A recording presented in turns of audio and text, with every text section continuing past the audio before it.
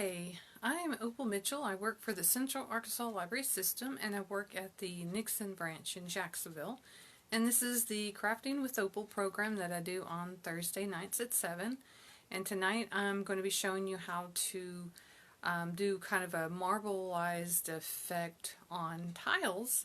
And we handed out supplies for this program, so for you to try it out, but it's not many supplies really required for this. So if you want to try it at home, it's fairly inexpensive. You can buy some cheap nail polish from the dollar store for this project, and some tiles. And the tiles that we got, they were like 11 cents a piece at I think Home Depot or Lowe's.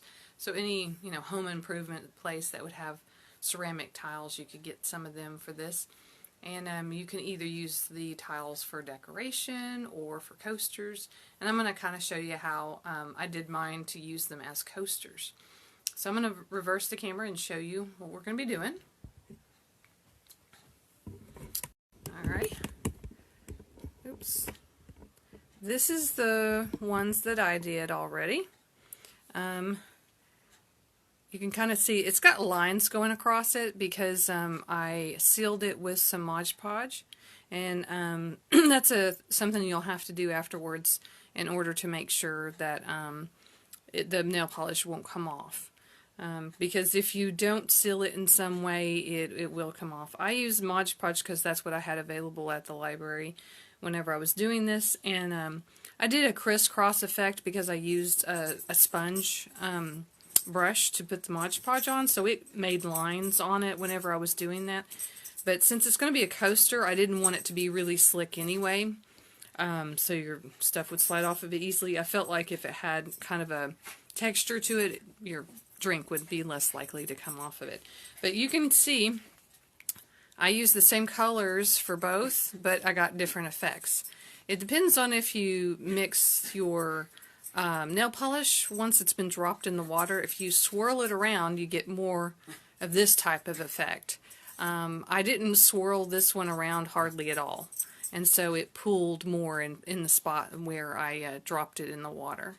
So that'll give you an idea, and it's a good idea to play with this a little bit while you're doing it, because it takes a little getting used to on how to get the effects that you want. This was a tile I played with.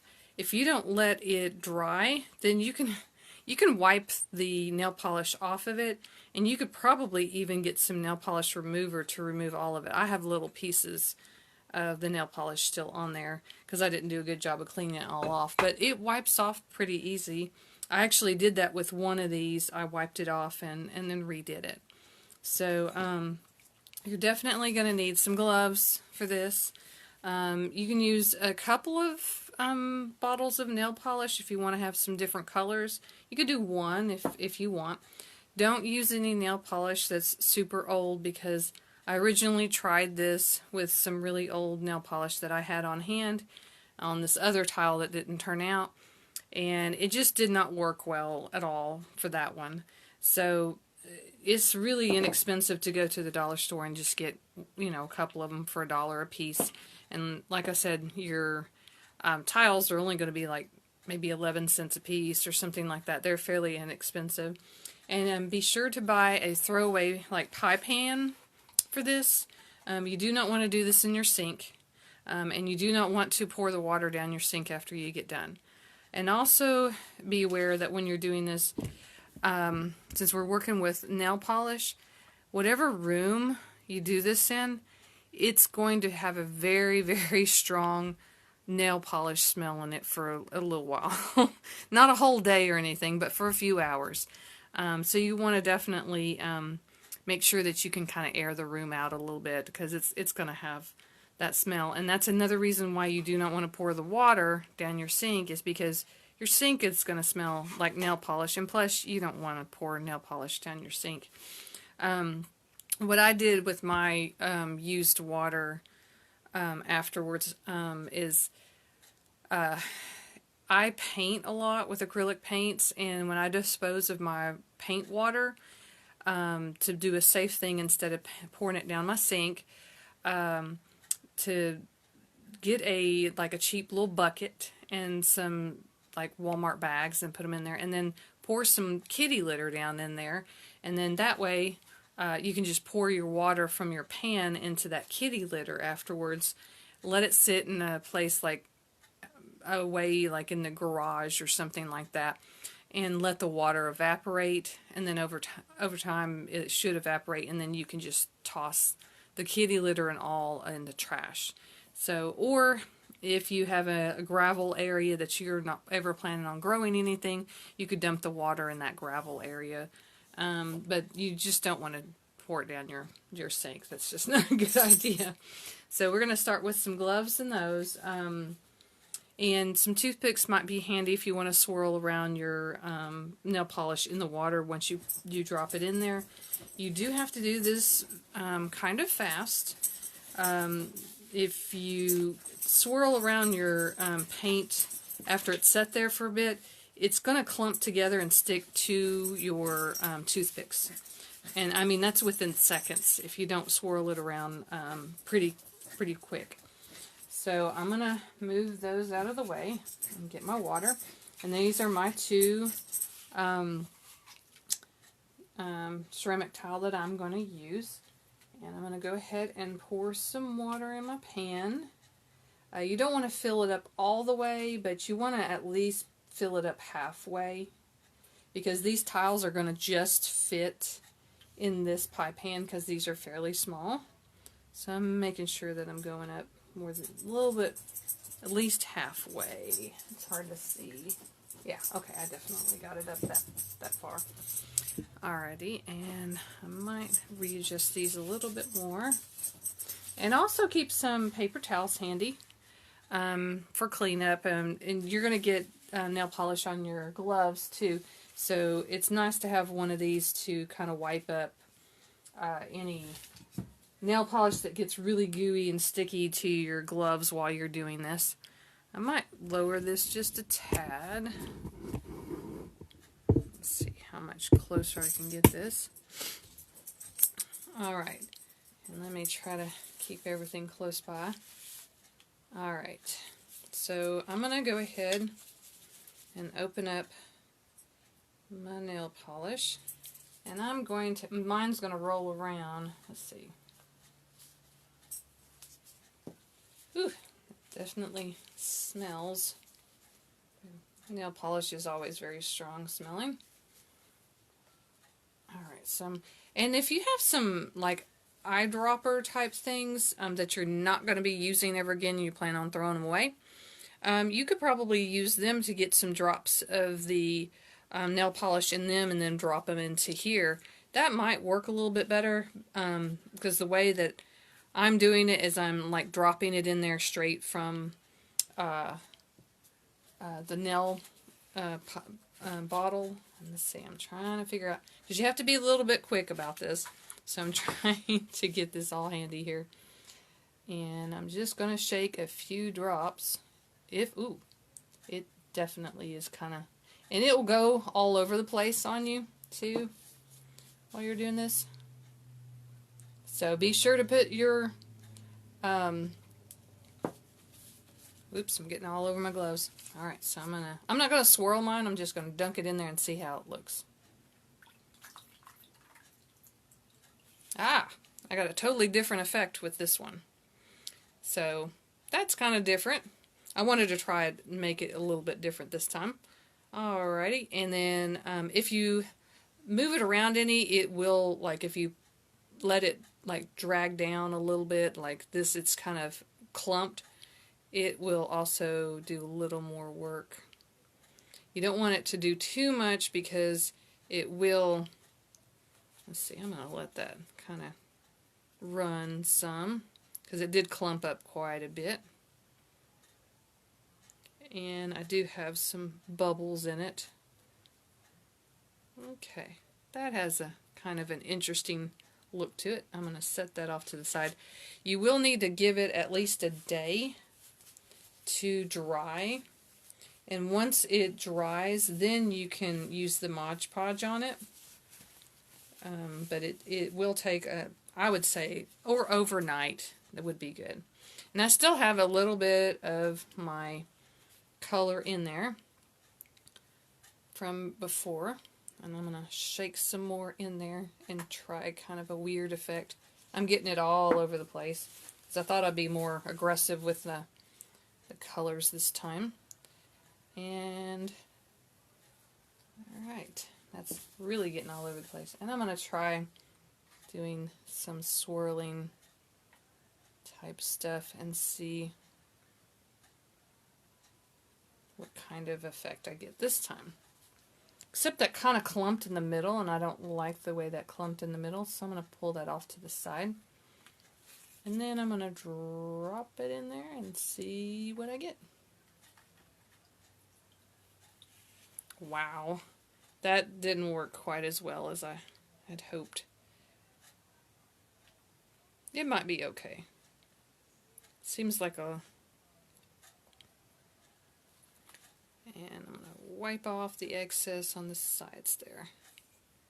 And I'm getting my finger on there, so it's going to leave an imprint. I didn't mean to do that. So be sure to just grab a hold of the edges of it. Alright, so that also turned out pretty different. That one has a little bit of a muddy effect because the colors really mixed together. That has a lot more color. So that gives you an idea. The more you play with this, the more you'll see how it does. And if you want to get the excess that's in there, you can use your toothpick to roll it around because it will clump to it and you can get it out of there that way. So if you want to drop more new drops in there, you can kind of clean it out that way without having to get new water, because it floats on the top of the water is what it does. So I'm kind of, see, I'm catching all kinds of polish on there. So if you wanted to try some new polish, just be sure to kind of clump and get the other stuff out of the way. Alright, that's basically it. So now I'll have to do a little cleanup because whenever I was doing my nail polish earlier, I got it all over the place. So I'm going to wipe it off of the bottle. And I'm going to kind of go over what we'll be doing later in my other crafting with Opal programs. Okay, I'll take this off.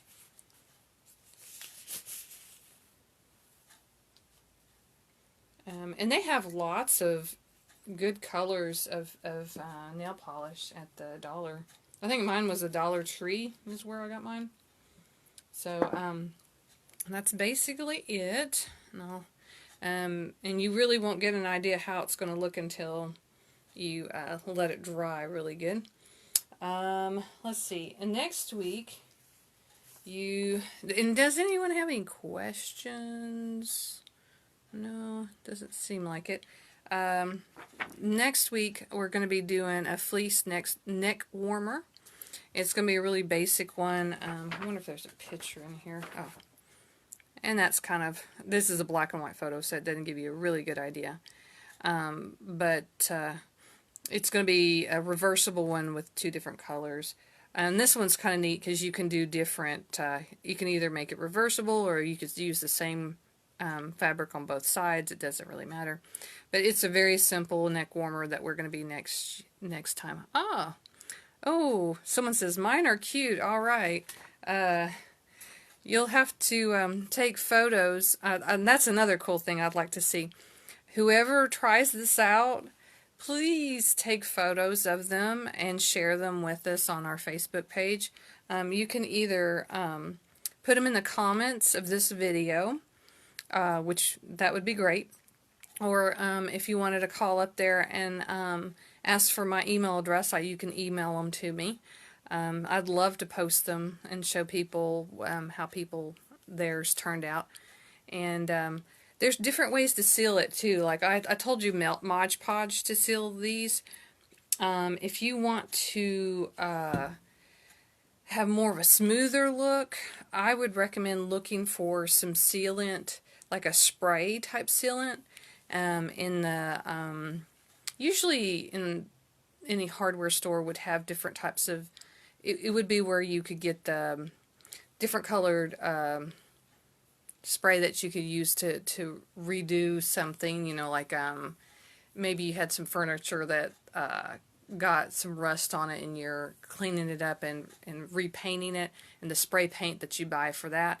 Wherever they've got the spray paint with the colors, they should have sealant type sprays too that you can use to seal things. And that, if you could spray it, you would get a nice smooth look to it if you didn't want this little design that I have on mine. Especially if you wanted to do some as decoration. And also for a, if you want to use it as a coasters, get some round foam tabs to put on the bottom side of them so they won't, you know, because it's rough on the other side. Another reason why you need to wait a day before doing this is since you dunked it in water, it's porous on this side. So this side actually absorbs water. And it's going to take at least a day or more for that water to evaporate. And sometimes if you put it on like a really thick towel or something, that'll help absorb some of it. But that's another reason why you really need to go ahead and let it dry for at least a day before you use any sealant on there. Because the top part, the water dries up off of it very fast, and the nail polish actually seals pretty quick too. It's mostly the water that gets on the other side of the tile that takes longer to evaporate. It's from this side and the edges also. So yeah, and if you don't have any those round foam tab things to put on here, if you have just felt at home and some glue, you could just use some of your like super glue, or I don't know. You have to check their glue to see to make sure it would adhere to a piece of ceramic. But you could put some glue and some felt on the back side of this for the coaster part too, if you want to use what you have on hand. Instead of buying those little felt round sticky things, which those aren't that expensive. You could probably get some of them and put it on the other side too. I think they would make really neat decorations too, though, if you wanted to do a bunch of these for as decoration. And it's fairly inexpensive. The worst part of it, of this particular craft, is the smell. Oops, I was trying to make it where you could see the tiles a little bit better. 'Cause the smell is really not that great, especially if really strong smells bother you. And like I said, don't pour your water down the sink. Be sure to dump it somewhere, like if you have a gravel area, dump it in there. Or, which I prefer and I think is the better method, get a cheap plastic bucket and put a couple of Walmart bags in it, and then put some litter, kitty litter in it. The kind that will absorb water really good. Don't get the kind that falls apart. But get some of that and then pour your water in there and let it sit for a day or two, or however long it takes kind of to let it absorb it good. And then you can tie up the bag and throw it in your trash. So, alrighty. And let me think, what else do we got going on? After the neck warmer, which is next week, the week after, I wish I had this painted already, but we'll be, for Valentine's, before Valentine's Day, the Thursday before that, we'll be painting. We've got some of these and another little sign that's made out of wood that says love on it.